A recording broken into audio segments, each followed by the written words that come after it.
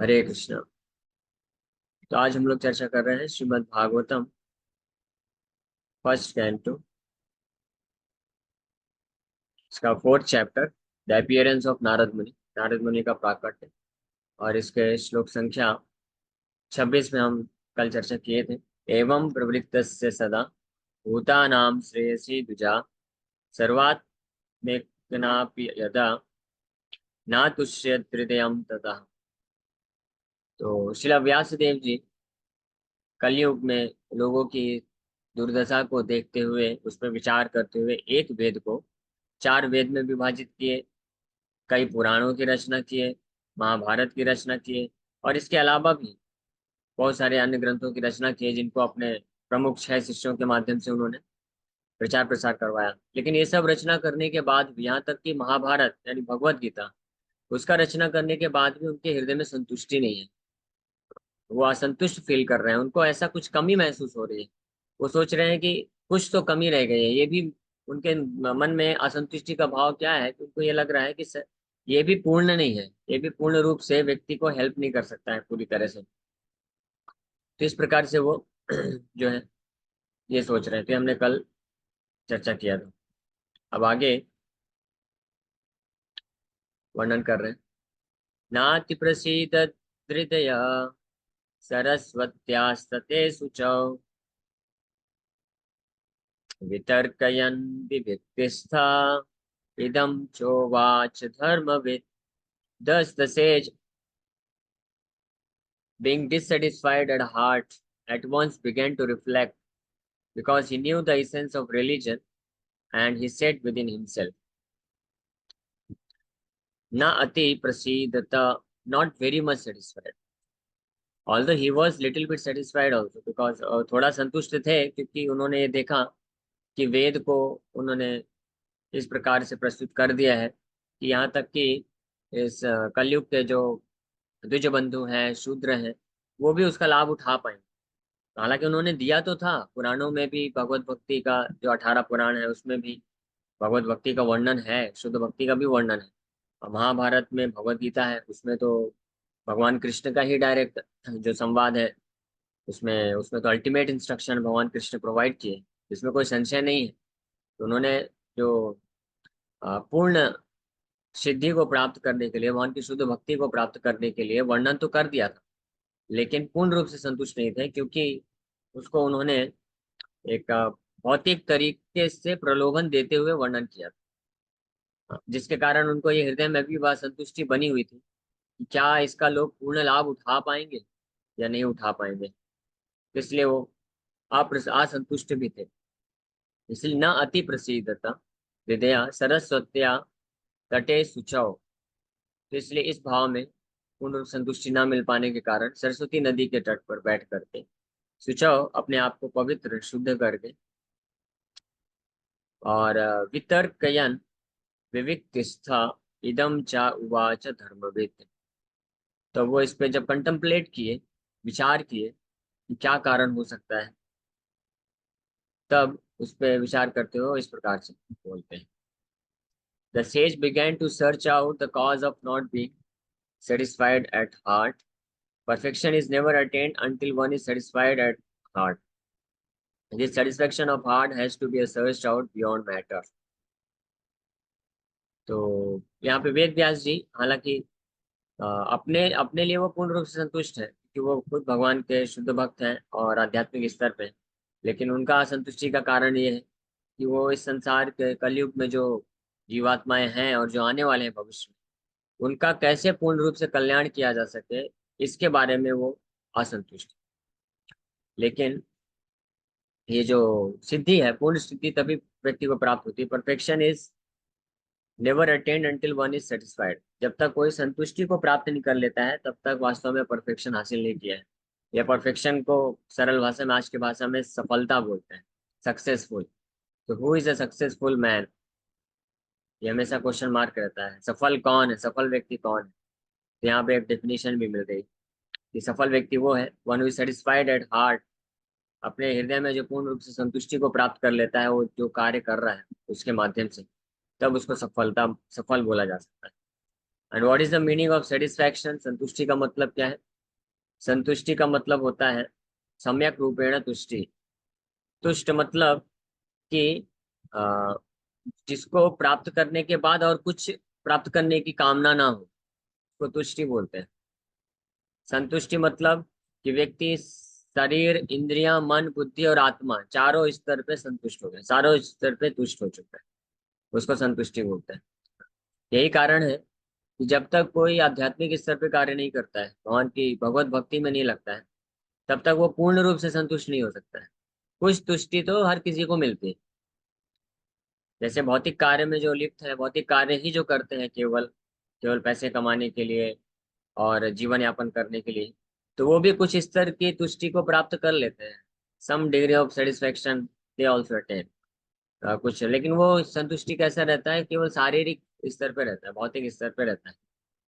इसलिए वो पूर्ण परफेक्शन नहीं है, पूर्ण सिद्धि नहीं हुई, तो कंप्लीट सक्सेस नहीं हुई। पूरी तरह से सफल व्यक्ति उसको नहीं बोला जा सकता। एक बार प्रभुपाद जी हैदराबाद में थे, तो हैदराबाद में एक कन्वर्सेशन चल रहा था, इंटरव्यू, कुछ जो लोग आए थे, अच्छे मतलब बोल सकते हैं, so called gentleman of the society, so called successful person.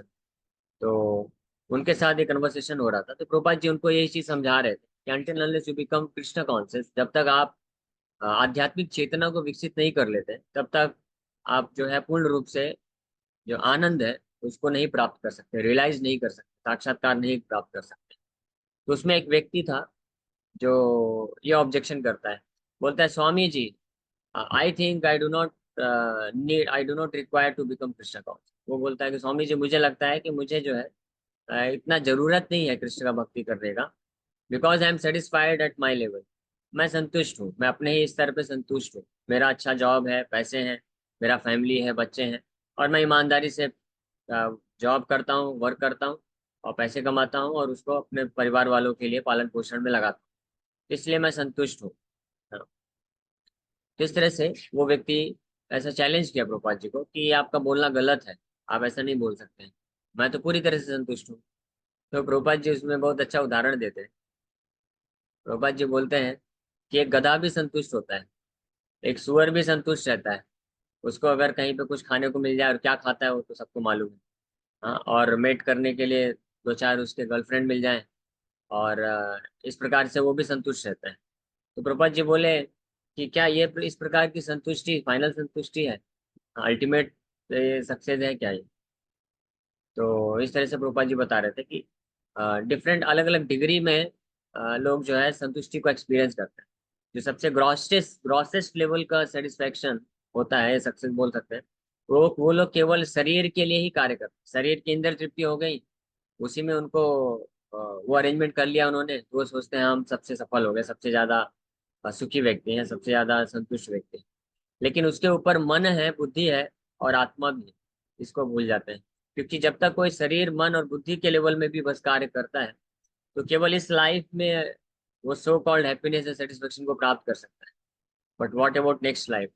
अगले जीवन के बारे में क्या है? फिर से उसको जन्म लेना पड़ेगा, फिर से उसी तरह से शरीर मन बुद्धि के लिए संघर्ष करना पड़ेगा, शरीर मन बुद्धि को संतुष्ट करने के लिए, सफल बनाने के लिए, हैप्पीनेस प्राप्त करने के लिए संघर्ष में लगे रहना पड़ता है। और इस संसार में ऐसा है कि कोई भी व्यक्ति केवल जो है हैप्पीनेस यानी सुख को प्राप्त नहीं करता है। सुख के साथ दुख दुख भी मिलता ही मिलता है। कोई कितना भी रिच हो, कितना भी संतुष्ट हो, कितना भी कैसा भी हो, उसके जीवन में चार प्रकार के क्लेश तो रहते ही रहते हैं: जन्म, मृत्यु, जरा, व्याधि। बीमारियां आती हैं, बुढ़ापा आती है, और ऐसी बहुत सारी इच्छाएं होती हैं जो पूर्ति नहीं कर सकता है वो, भले ही उसके पास पावर हो और रिसोर्सेज हो, लेकिन फिर भी एक ऐसी स्थिति में वो पहुंचता है कि जहाँ पे मन इतनी प्रकार की इच्छाएं प्रकट करेंगे कि वो बियॉन्ड उसके कैपेसिटी हो जाते हैं। तो इस प्रकार से there is always some gap, एक गैप बना रहता है और वैक्यूम क्रिएट होता रहता है in the core of heart. हृदय में जो है वैक्यूम बना रहता है, असंतुष्टि का वैक्यूम बना रहता है। जैसे उदाहरण के लिए क्या नाम इसका, जो सबसे रिचेस्ट पर्सन हुआ कई साल लगातार, 5 6 साल 7 साल तक, बिल गेट्स। तो उसका इंटरव्यू लिया गया, तो वो इस बात को बोलता है कि मैं जैसा एक्सपेक्ट किया था कि मैं जब रिचेस्ट पर्सन बन जाऊंगा तो मेरी सारी इच्छाएं पूर्ति हो जाएंगी, I will become the most satisfied person, सबसे संतुष्ट हो जाऊंगा। लेकिन वो खुद शेयर करता है, बोलता है कि इतने कई बार रिचेस्ट पर्सन बनने के बावजूद भी I feel some kind of dissatisfaction in my heart. मेरे हृदय में कुछ प्रकार की असंतुष्टि महसूस हो रही। आई डोंट नो वाई, वो बोलता मुझे पता नहीं ऐसा क्यों हो रहा है। इसलिए फिर वो प्रयास किया, वो सोचा कि शायद केवल पैसे कमाने से, नाम कमाने से मैं पूरी तरह संतुष्ट नहीं हो सकता हूँ। So okay, let me engage my self in welfare activity. चलो मुझे कुछ समाज का सेवा करना चाहिए, लोगों का शायद सेवा करूंगा तो मुझे कुछ संतुष्टि मिल जाएगी। इसलिए फिर वो कुछ फिलंथ्रोपिक एक्टिविटीज चालू करता है और उसमें भी प्रयास करता है, लेकिन उससे भी कोई जो है खास पूर्ण सेटिस्फेक्शन, पूर्ण संतुष्टि नहीं प्राप्त हो सकती।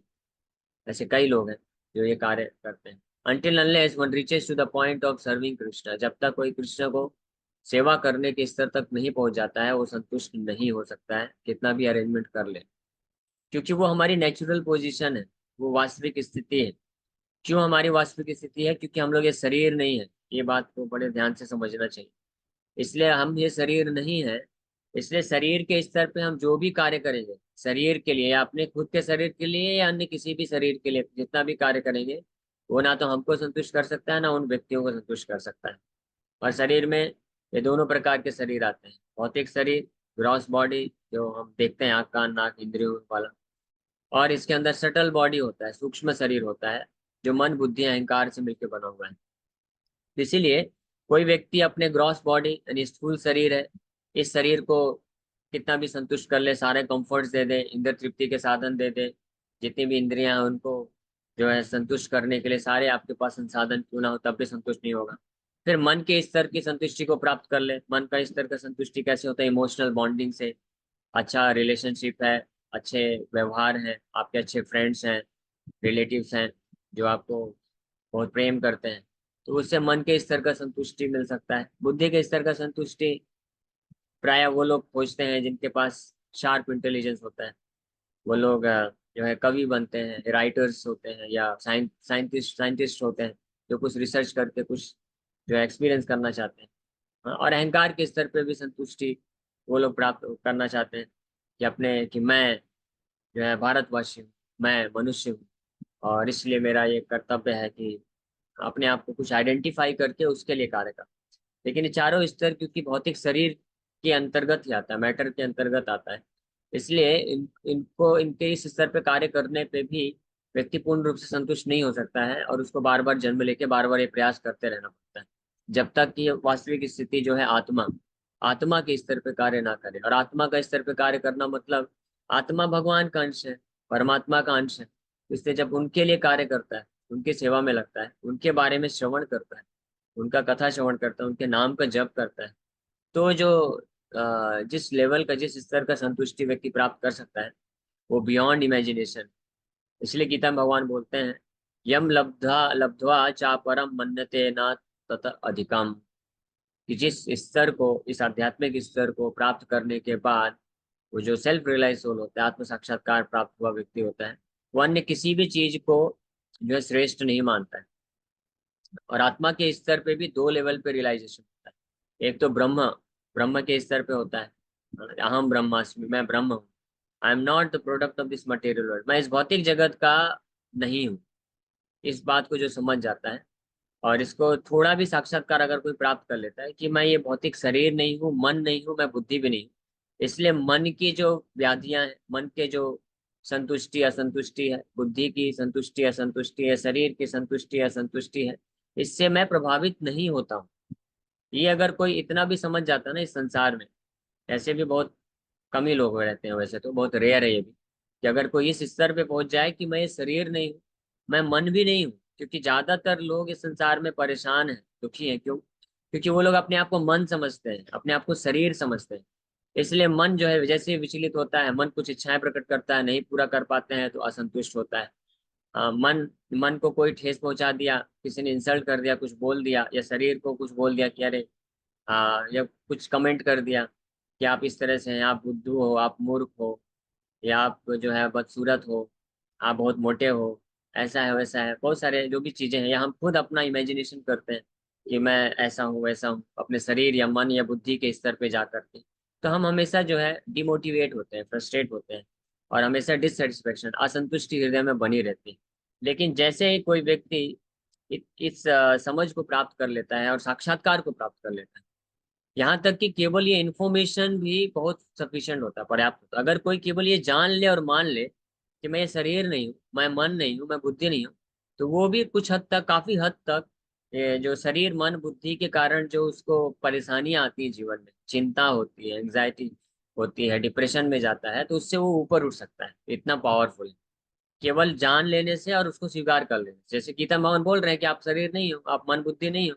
तो अगर कोई कृष्ण को मानता है और इस बात को स्वीकार कर लिया कि yes, I am not this body, मैं ये शरीर नहीं हूँ, आत्मा नहीं हूँ, मैं ये मन बुद्धि नहीं हूँ, आई एम स्पिरिट सोल, मैं शुद्ध पवित्र प्योर स्पिरिचुअल एंटिटी हूँ, इसको अगर कोई स्वीकार भी कर लेता है, तो इमीडिएटली उसके जो ये मन, अपने शरीर मन बुद्धि के कारण जो भी डिस्ट्रैक्शन है, या जो भी उसके एंजाइटी के कारण होते हैं, चिंताओं के कारण होते हैं, उससे वो इमीडिएटली ऊपर उठ सकता है। और अगर साक्षात्कार प्राप्त कर लिया, जैसे जो भक्त है इस बात को जब जान लेते हैं, मान लेते हैं, फिर वो भगवत भक्ति, कृष्ण भक्ति में लगते हैं, भगवान के नाम का जप करते हैं, भगवान के बारे में रेगुलर श्रवण करते हैं, सुनते हैं। और इस प्रकार से धीरे धीरे जब वो कृष्ण ही कृष्ण भावना भावित हो जाते हैं, उनकी जो भावना है, उनका जो कॉन्शियसनेस है, भावना मतलब कॉन्शियसनेस, चेतना में हमेशा कृष्ण ही आ जाते हैं, तब वो हर वक्त जो है, हर परिस्थिति में केवल कृष्ण को ही याद कर पाता है। और इसलिए भौतिक जो समस्याएं होती हैं, एंग्जाइटी होती है, उससे उसको, उससे ज्यादा उसको फर्क नहीं पड़ता। हाँ, जैसे उदाहरण के लिए, जो लोग बिजनेसमैन होते हैं ना, धंधा करते हैं, जिनका दिमाग पूरी तरह से धंधा करने में लगा हुआ है, कैसे पैसे कमाना है, पैसे कमाना है, तो वो लोग जो है शरीर के स्तर में जो ऊपर नीचे होता है, तकलीफ होती है, उसको उसको उसके ऊपर उठ जाते हैं। वो लोग ऐसे बिजनेसमैन भी होते हैं जो 24 घंटे में 20-20 घंटे काम करते हैं, केवल 2-3-4 घंटे सोते हैं, क्योंकि उनका कॉन्शियसनेस वहां पे चला गया, तो शरीर के ऊपर से, शरीर के स्तर से ऊपर उठ गए। उनको फिर ये सब में ज्यादा फर्क नहीं पड़ता किसने क्या बोला क्या नहीं बोला। तो भी क्योंकि वो, लेकिन वो लोग भी भौतिक स्तर पे रहते हैं, क्योंकि वो एक अलग लेवल का मटेरियल हैप्पीनेस के पीछे भागते हैं, मन की संतुष्टि है या अहंकार की संतुष्टि के लिए।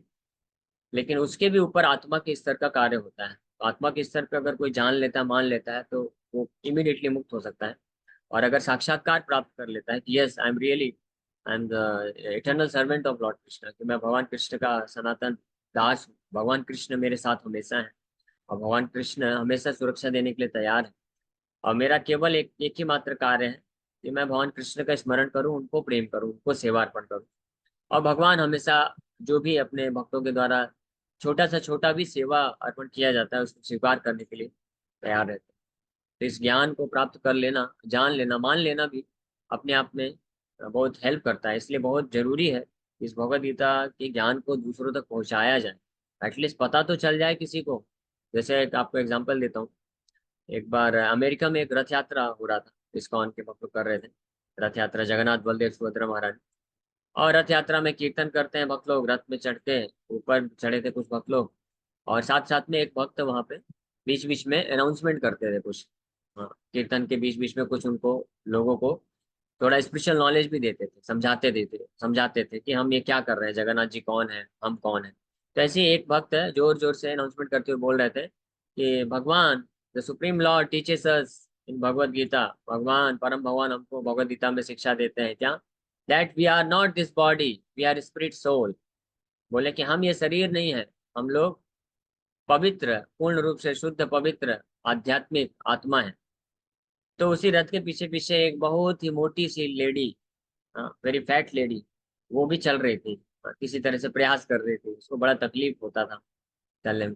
तो उसने जैसे ही ये सुना कि भगवान ने कहा है कि we are not this body, जैसे उसने सुना, immediately she said thank God. अपने आप को इतना रिलीफ उसको महसूस हुआ। वो बोले कि बहुत बहुत धन्यवाद भगवान आपका, आपने ये बता दिया कि मैं ये शरीर नहीं हूँ, बहुत अच्छी बात है, मैं ये शरीर नहीं हूँ, मैं आत्मा हूँ।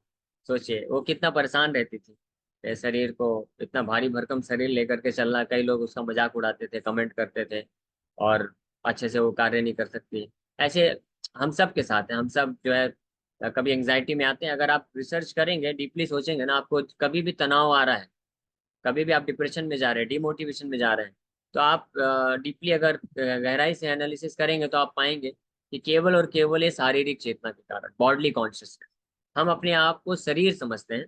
अपने आप को हम शरीर मन बुद्धि, इससे इससे हम अपने आप को आइडेंटिफाई करते हैं। इसीलिए हम लोग जो है एंग्जाइटी में चले जाते हैं।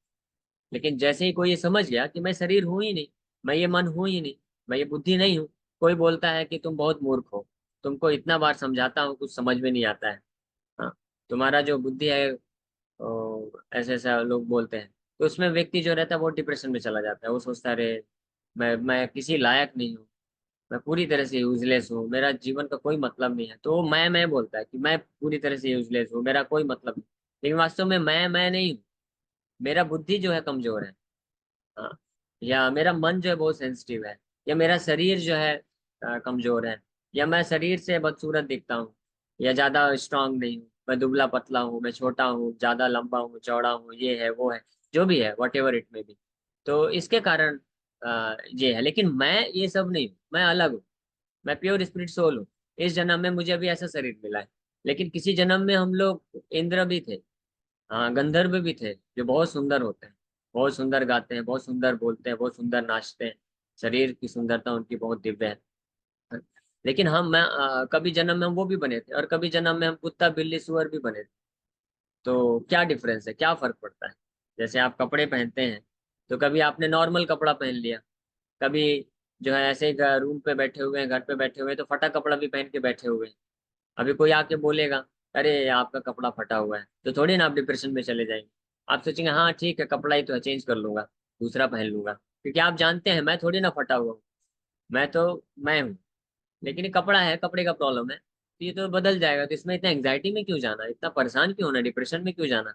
उसी प्रकार से ये शरीर क्या है, ये कपड़ा ही तो है। गीता में भगवान बताते हैं वासाम से जीर्णानि यथा विहाय नवानि गृह्णाति नरो परम। ये शरीर कपड़ा है, हाँ। जो ग्रॉस बॉडी है वो शर्ट है, और जो सटल बॉडी है, सूक्ष्म शरीर है, मन बुद्धि अहंकार, वो जो है शर्ट के अंदर जो बनियान होती है वो है। तो इसमें इतना क्यों परेशान होना? तो जो ये बुद्धिमान होते हैं, इसलिए भगवान बोलते हैं देहिनोऽस्मिन् यथा देह कौमारम यौवनम जरा तथा देहांतर प्राप्ति धीरज तत्र न मुह्यते। ये जो धीर व्यक्ति होते हैं, one who understand the philosophy of Bhagavat, जो भगवत गीता के ज्ञान को समझता है, जानता है, तो वो जो है न मुह्यते, he does not become bewilder. वो बिविल्डर, भ्रमित नहीं होता है जब शरीर में परिवर्तन आते हैं। और अल्टीमेटली जब पूर्ण रूप से परिवर्तन होता है शरीर में, यानी at the time of death, मृत्यु के समय भी, क्योंकि वो फाइनल चेंज है, फाइनल स्ट्रोक है। जय वैसे भी पूरे जीवन भर हम धीरे धीरे ग्रो करते हैं, फिर नौजवान बनते हैं, तो जब हम युवा बनते हैं तो हमको लगता है कि हमसे ज्यादा सुंदर, हमसे ज्यादा स्ट्रांग, हमसे ज्यादा इंटेलिजेंट कोई है ही नहीं संसार में। और हम लोग इस तरह से अहंकार में आकर के बहुत सारी चीजें करते हैं। लेकिन और फिर जैसे जैसे 10-15 साल के बाद देखते हैं कि अरे बाल सफेद हो रहे हैं, झुर्रियाँ आ रही हैं आंखों में, जो है ब्लैकनेस हो रहा है, तो फिर व्यक्ति जो है टेंशन में आ जाता है। वो सोचता है अरे ये क्या हो रहा है, ऐसा क्यों हो रहा है? तो उसको एंग्जाइटी आती है, फिर वो प्रयास करता है एक्सटर्नली आर्टिफिशियली अपने आप को सुंदर बनाने के लिए। हाँ, लेकिन अल्टीमेटली क्या होता है, बुढ़ापा बढ़ते जाता है, फिर एट लास्ट स्ट्रोक होता है डेथ। तो डेथ के टाइम पे, मृत्यु के समय में, ऐसा व्यक्ति जो पूरी तरह से शारीरिक चेतना में होता है, वो ये बहुत ही एक्सट्रीम पेन को एक्सपीरियंस करता है, बहुत ही ज्यादा दर्द को महसूस करता है। न केवल शारीरिक दर्द होता है, शारीरिक दर्द तो होता ही है, लेकिन मानसिक रूप से पूरी तरह से विचलित हो जाता है वो। मन जो है उसका पूरी तरह से डिस्टर्ब हो जाता है। ऐसा हो जाता है जैसे समझ लीजिए कि अभी अभी अभी जो मन डिस्टर्ब होता है, वो ऐसा है कि हवा का दो चार झोंका आ रहा है, और आप जो है थोड़ा बहुत इधर उधर हिल रहे हैं। लेकिन मृत्यु के समय में मन में जो डिस्टरबेंसेस होता है, वो समुद्र में आने वाले सुनामी के जैसा होता है, पूरी तरह से भूचाल क्रिएट कर देता है। क्यों? क्योंकि हम पूरी तरह से जो है अपने आप को आइडेंटिफाई करते हैं कि मैं शरीर हूँ, मैं शरीर हूँ, मैं शरीर हूँ, ये मेरा है, ये मेरे हैं, ये लोग मेरे हैं, ये वस्तु मेरा है, ये स्थान मेरा है, ये शरीर मेरा है, मेरे पास इतना सब कुछ है, ये है। और इमीडिएटली जब एक क्षण में हमको सब कुछ छोड़ के जाना होता है, तो मन जो है इसको टॉलरेट नहीं कर पाता है। और ऐसी अवस्था में व्यक्ति पूरी तरह से बिल्डर हो जाते हैं। और कई लोग तो जो है टॉयलेट कर देते हैं। ऐसी अवस्था, इतना डिस्टर्ब हो जाता है मन। लेकिन वहीं दूसरी ओर जो भक्त होते हैं, जो इस चेतना में स्थित होते हैं कि हाँ I am not this body, मैं शरीर नहीं हूँ, तो उनको फर्क नहीं पड़ता। उनके लिए मृत्यु कैसा होता है, जैसे वो जैसे हम रात को सोने के लिए जाते हैं ना, वैसे सो गए और अगले दिन सुबह उठ गए। तो भक्तों के लिए मृत्यु मतलब कि वो इस शरीर को छोड़े और अगले दिन जो है जब उठे तो देखे नए शरीर में बालक रूप में। ये उन भक्तों की बात है जो अनसक्सेसफुल होते हैं, जो असफल हो जाते हैं भक्ति मार्ग में, यानी जो जीवन भक्त भक्ति किया लेकिन सफलता प्राप्त नहीं करता है, तो उनके साथ ऐसा होता है, इतना स्मूथ उनका जो है शरीर छूटता है, और नेक्स्ट लाइफ में फिर भगवान उनको अच्छा मौका देते हैं और वहां से वो बहुत फास्ट प्रोग्रेस करते हैं फिर। लेकिन जो लोग सक्सेसफुल हो जाते हैं, ऐसे भक्त जो शुद्ध भक्ति के स्तर पे होते हैं, पूर्ण रूप से कृष्ण भावना भावित होते हैं, वास्तव में उनके लिए मृत्यु जो होता है वो मोस्ट वेलकम होता है, वो स्वागत करते हैं। क्यों? क्योंकि मृत्यु उनको मालूम है कि जैसे ही ये मैं भौतिक शरीर छोड़ूंगा, तुरंत मुझे कृष्ण का एसोसिएशन मिलने वाला है, कृष्ण का जो है पार्षद बन के कृष्ण का सेवा आध्यात्मिक शरीर प्राप्त होने वाला है। तो ऐसे भक्त जो है उनके मृत्यु के समय पे उनके अंदर बिविल्डरनेस की जगह है, बल्कि उनके चेहरे में तेज आ जाता है, आंखें चमक जाती हैं, और वो जो है भगवान कृष्ण का नाम लेते हुए, कृष्ण का स्मरण करते हुए चेतना में पूरी तरह से कृष्ण बस जाते हैं, और इस तरह से शरीर छोड़ते हैं। तो ये अंतर होता है भौतिकवादी व्यक्ति और जो आध्यात्मवादी व्यक्ति होते हैं। इसीलिए हमको जीवन में जब हमको पता चल जाए कि भगवत भक्ति होता है, तब से हमको लग जाना चाहिए। और अगर बहुत फॉर्चुनेट होते हैं वो लोग जो बचपन से ही लग गए, या एटलीस्ट युवावस्था से प्राप्त हो गया, तो बहुत फॉर्चुनेट है। प्रभुपाद जी एक लेक्चर में इसलिए बताते हैं अपने शिष्यों को कि जो लगभग 25 साल की उम्र के थे, प्रभुपाद जी बोलते हैं कि आप लोग बिल्कुल अच्छे समय पे जुड़े हुए हैं। अब ना, अगर आप अब जो है पूरे जीवन, यू हैव ऑलमोस्ट 45-50 ईयर्स, अगर 75 ईयर्स की एज माने तो 50 साल है। गुरुपाल जी बोलते हैं कि आपके पास लगभग 50 साल है, अगर आप उसको सीरियसली करते हैं तो ये 50 साल अच्छे से चार नियम का अच्छे से पालन करते हुए, सात्विक रहते हुए, सतोगुण में रहते हुए, भगवान के नाम का जप करते हुए जीवन यापन करते हैं, तो इसमें कोई डाउट नहीं है, विदाउट एनी डाउट, इसमें कोई संशय नहीं है कि इस शरीर को छोड़ने के बाद आप सनातन रूप से eternally you will attain the shelter of the supreme Lord Krishna, भगवान के धाम को प्राप्त कर सकते हैं, इसमें कोई संशय नहीं। Okay, so thank you very much. इसी के साथ यहीं पे विराम करते हैं। कल हम लोग चर्चा करेंगे कि वेद व्यास जी के हृदय में जो असंतुष्टि है, उस असंतुष्टि को ऑब्जर्व करते हुए वो क्या बोलते हैं।